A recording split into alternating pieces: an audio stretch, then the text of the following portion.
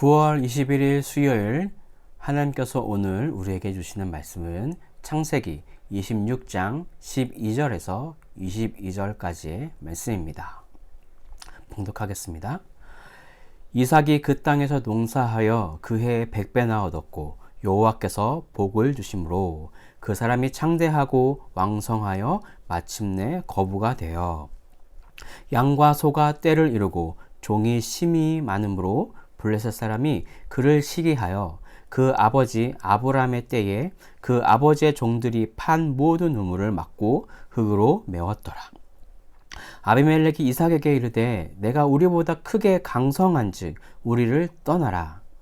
이삭이 그곳을 떠나 그랄 골짜기에 장막을 치고 거기 거류하며 그 아버지 아브라함 때에 팠던 우물들을 다시 팠으니 이는 아브라함이 죽은 후에 블레셋 사람들이 그 우물들을 메웠습니다. 이삭이 그 우물들의 이름을 그의 아버지가 부른 이름으로 불렀더라. 이삭의 종들이 골짜기를 파서 셈의 근원을 얻었더니 그랄 목자들이 이삭의 목자와 다투어 이르되 이 물은 우리의 것이라 하매 이삭이 그 다툼으로 말미암아 그 우물 이름을 에색이라 하였으며 또 다른 우물을 팠더니 그들이 또 다툼으로 그 이름을 신나라고 하였으며 이삭이 거기서 옮겨 다른 우물을 팠더니 그들이 다투지 아니하였으므로 그 이름을 르호봇이라 하여 이르되 이제는 여호와께서 우리를 위하여 넓게 하셨으니 이 땅에서 우리가 번성하리로다 하였더라. 아멘. 이삭은 여호와의 말씀에 순종하여 흉년을 피해서 애굽으로 내려가려던 계획을 내려놓고 그 아래 머물며 지내고 있습니다. 아브라함에게 계승된 여호와 하나님의 축복의 언약은 약속의 땅을 이삭과 그 자손에게 줄 것이며 이삭의 자손으로 말미암아 천하 만민이 복을 받을 것이다 라는 약속이었습니다. 신실하신 하나님은 그 약속을 이루어 주십니다. 우리 12절과 13절을 읽어보겠습니다. 이삭이 그 땅에서 농사하여 그 해에 100배나 얻었고 여호와께서 복을 주심으로 그 사람이 창대하고 왕성하여 마침내 거부가 되어. 하나님은 우리의 모든 필요를 채우시는 분이십니다. 그 필요는 영적인 부분만 아니라 물질적인 부분까지 모든 것을 허락하시는 분이십니다. 그런데 그랄 지역 블레셋 사람들이 그것을 시기하기 시작합니다. 자신들보다 더 많은 부를 가지게 된 이삭을 시기하고 보복하려는 마음에 그 아버지 아브라함이 판 우물을 메웠습니다. 가나안 지역은 물이 굉장히 귀한 지역입니다. 그래서 우물을 파는 것은 생존과 연관되어 있는 일이었고 특히 농사 짓는데 매우 필요한 것이 물이었습니다. 그래서 이 우물은 많은 분쟁의 장소였고 우물을 소유하는 것 또한 너무나 중요한 일이었습니다. 그들은 이삭이 어떻게 이렇게 많은 복을 누리고 있는지에 대해서는 관심이 없습니다. 그들은 오직 결과물만 보고 이삭의 순종과 성실함은 보지 않고 시기와 질투부터 하고 있습니다. 자, 그리하여 16절에 보시면 그들은 이삭을 내어 쫓았습니다. 그랄 지역 사람들에게 아무런 해를 끼친 적이 없는 이삭은 그 이후에 어떻게 반응하고 있습니까? 17절에서 19절입니다. 이삭이 그곳을 떠나 그랄 골짜기에 장막을 치고 거기 거류하며 그 아버지 아브라함 때에 팠던 우물들을 다시 팠으니 이는 아브라함이 죽은 후에 블레셋 사람이 그 우물을 메웠습니다. 이삭이 그 우물들의 이름을 그의 아버지가 부르던 이름으로 불렀더라. 이삭의 종들이 골짜기를 파서 셈 근원을 얻었더니. 이삭은 일방적인 그들의 공격에 특별히 대응하지 않고 순순히 양보합니다. 그리고 이제 짐을 꾸려 살고 있던 곳에서 벗어나 산골 골짜기로 들어갑니다. 그리고 다시 묵묵히 우물을 파고 셈의 근원을 얻습니다. 셈의 근원은 아주 산 깊은 곳에 들어가야 얻을 수 있는 것입니다. 이렇게 어렵게 물을 얻게 된 이삭은 또다시 그랄의 목자들과 다툼이 일어납니다.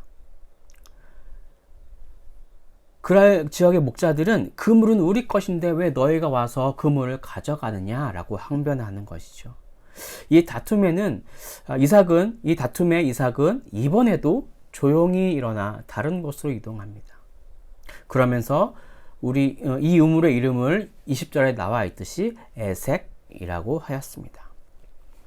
에색이라는 이름의 뜻은 이런 상황에서도 알 수 있듯이 단순하게는 다툼이라는 뜻이고 조금 자세하게는 억압받고 무례하게 취급당하고 끝내 강탈당했음이라는 뜻을 가지고 있다고 합니다. 그들과 대항하지 않는 이삭은 이렇게 이름을 짓고 생존을 위해 다시 묵묵히 다른 곳으로 우물을 파러 갑니다. 그런데 또다시 그랄의 목자들이 시비를 걸어옵니다. 여기서 우물의 이름을 지은 신나는 에석이라는 이름보다 조금 더 강도가 높은 표현이라고 합니다. 결국 이 우물의 이름 속에서 우물을 파려는 이삭의 노력에 그랄의 목자들은 이삭을 마치 원수를 대하듯 매우 악의적으로 강하게 도전해 왔음을 이 이름에서 우리는 엿볼 수 있습니다. 이렇게 억울한 상황 속에서 이삭은 다시 묵묵히 다른 장소로 옮겨 우물을 팠습니다. 그러자 이번에는 다행히 다툼이 없게 되었기에 이 우물의 이름을 르호봇이라고 이름을 지었습니다. 22절에서 르호봇에 대한 이름의 의미가 언급되어 있습니다. 22절입니다. 이삭이 거기서 옮겨 다른 우물을 팠더니 그들이 다투지 아니하였으므로 그 이름을 르호봇이라 하여 이르되 이제는 여호와께서 우리를 위하여 넓게 하셨으니 이 땅에서 우리가 번성하리로다 하였더라. 르호봇이라는 이름 속에 여호와께서 우리를 위하여 넓은 땅을 주시고 번성하리라 라는 의미가 담겨 있는 것입니다. 이렇게 여러 번의 자신의 노력이 허사가 되는 일을 겪은 이삭은 이제야 안정을 누리는 장소를 만나게 된 것입니다. 자, 오늘 본문을 통해서 우리에게 주시는 메시지입니다. 첫째, 하나님은 성실한 자에게 놀라운 축복을 주십니다. 12절에 보시면 이삭은 그랄 땅에서 농사를 지었습니다. 유목민이었던 이삭이 농사를 지어야 했다면 상당한 공부가 필요했을 것입니다. 목축업이 주 전공이었다면 이제는 농산일도 병행해야 합니다. 그리고 이삭에게는 이 그랄이라는 지역이 굉장히 낯선 곳입니다. 이 땅의 토질이나 기후에 대해 익숙하지 않은 이주민이었던 이삭이었을 것입니다. 하지만 그가 씨 뿌린 첫 해부터 100배나 되는 큰 수확을 얻게 되었습니다. 이것이 정말 하나님의 큰 은혜입니다. 이렇게 이삭이 놀라운 수확을 거둔 것은 그가 성실함으로 열심히 일한 데에 대한 하나님의 축복의 결과였습니다. 그의 열심은 순종함에서부터 왔습니다. 자신의 무리들을 먹여 살리려는 걱정에서부터 시작한 이 열심들이 아니라 자신의 안위를 위해서 열심히 일한 것이라기보다는 하나님이 머물려고 하신 그 땅에서 자신이 할 수 있는 일을 최선을 다해 찾아보고 익숙하지 않은 농사의 일까지 하게 된 것입니다. 사랑하는 우리 행복을 전하는 교회 성도 여러분, 이삭의 순종을 기억합시다. 이삭의 우선순위는 자신의 안정과 부흥에 있지 않고 순종함이 먼저였습니다. 순종하니 성실한 자가 되었습니다. 그리고 성실하니 하나님께서 놀라운 축복을 주셨습니다. 물론 하나님은 성실이라는 조건에만 국한되어 있으지 않으시고 여러 가지 모양으로 우리에게 축복을 주시는 분이십니다. 하지만 성실이 축복의 지름길임을 이삭을 통해 알 수 있습니다. 하나님께서 허락하신 여러분의 가정 속에서 또 직장 안에서 그리고 교회 안에서 주어진 역할 속에서 성실함으로 임하시길 바랍니다. 혹시 하나님이 축복을 더디 주시더라도 그 일에 성실함을 놓치지 맙시다. 하나님께서 주신 복을 세어보는 그날이 속히 오도록 소망하면서 살아가시는 여러분들의 삶이 되시길 간절히 축복합니다. 그럼 두 번째 주시는 메시지입니다. 둘째, 성도는 온유한 자가 되어야 합니다. 여러분, 우물을 파는 것은 쉬운 일이 아닙니다. 땅을 파보신 분들은 아시겠지만 깊은 웅덩이를 파는 것은 정말 쉬운 일이 아닙니다. 넓은 지역을 파는 것이 아니라 좁은 지역에 깊게 파는 것은 옆에 있는 흙이 무너져 내리게 되므로 특별한 기술이 필요한 일입니다.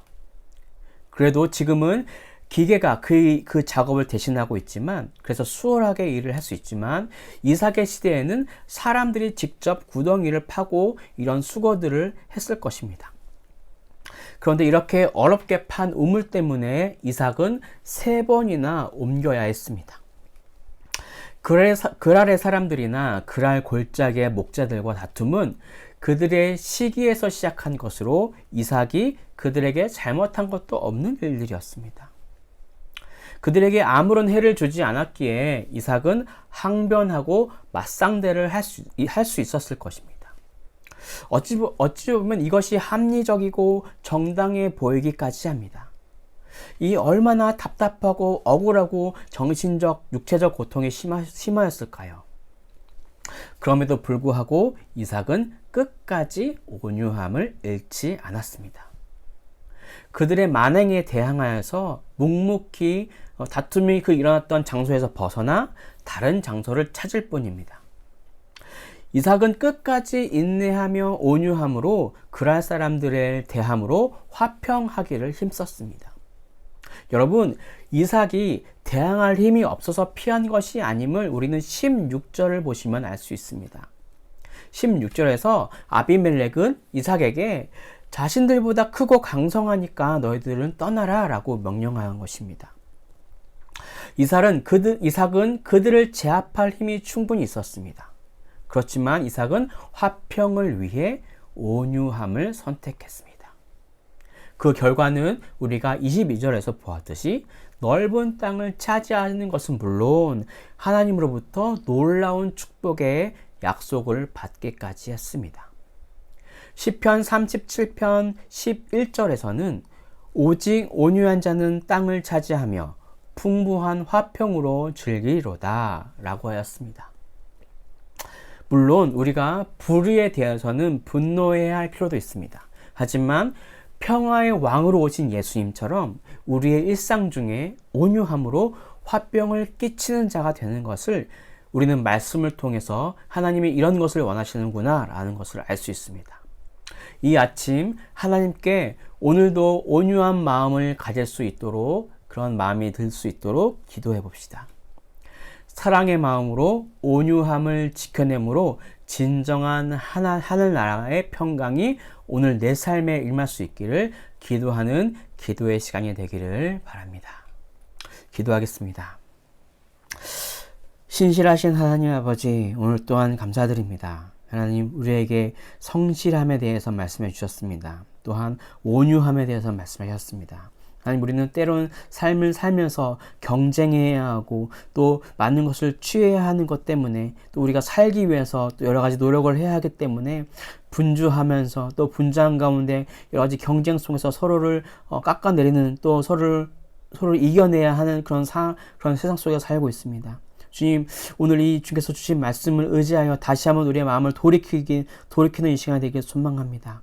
주님, 우리 가운데 성실한 마음 허락하여 주시고 사소한 일까지도 성실함으로 임할 수 있도록, 특별히 교회를 섬기는 일에, 또 하나님 나라를 확장하는 그 일에 더욱더 순종함으로 또 성실함으로 이 일을 임할 수 있도록 인도해 주시고, 또한 이 일을 임할 때에 온유함을 가지고 인내하며 참음으로 하나님께서 일하심을 기다리는 마음으로 나아갈 수 있는 오늘의 하루의 삶 될 수 있도록 하나님 인도해 주십시오.